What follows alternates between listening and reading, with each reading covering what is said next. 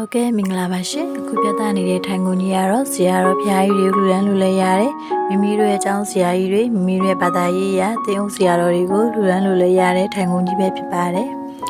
အလောကစီနီယာကိုမတွေကိုဌာနဆရာဝန်ထမ်းများကြော့ကျင်ရင်လည်းဒီလိုထိုင်ကုန်ကြီးနဲ့တခါတနာကြော့လို့ရပါတယ်ရှင်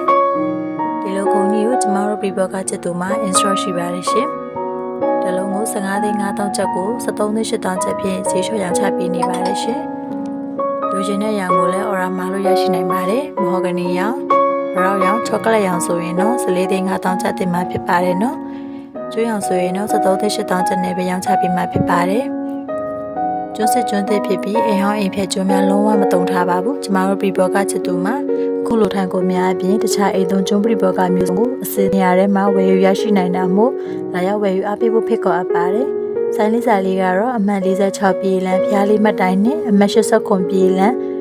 မော်ဘီတိုးကအနီးမှာတရှိပါတယ်။လာရောက်ဝယ်ယူအားပေးလို့ရနိုင်တာမို့လို့တရားဟောပလင်များဖျားပလင်များဖျားဆောင်ကြီးများမင်္ဂလာဆောင်သောကျွန်းပြည်ဘောကမျိုးစုံကိုတနေရာထဲမှာရရှိနိုင်တာမို့လာရောက်ဝယ်ယူအားပေးဖို့ဖိတ်ခေါ်ရင်းနဲ့အခုထံကိုကျွန်တော်လေးကိုရနာလိုက်ပါပြီရှင်။အားလုံးပဲကိုကြီးကျမချင်းစိတ်ချမ်းသာခြင်းနဲ့ပြည့်စုံကြပါစေ။ဘေးပြားတွေကင်းဝေးပြီးတော့စိတ်သွားတိုင်းကိုပါလူရဆန္ဒတွေပြေဝကြပါစေလို့ပြည်ပေါ်ကချစ်သူမိသားစုမှဆုမွန်ကောင်းတောင်းပေးလိုက်ပါတယ်ရှင်။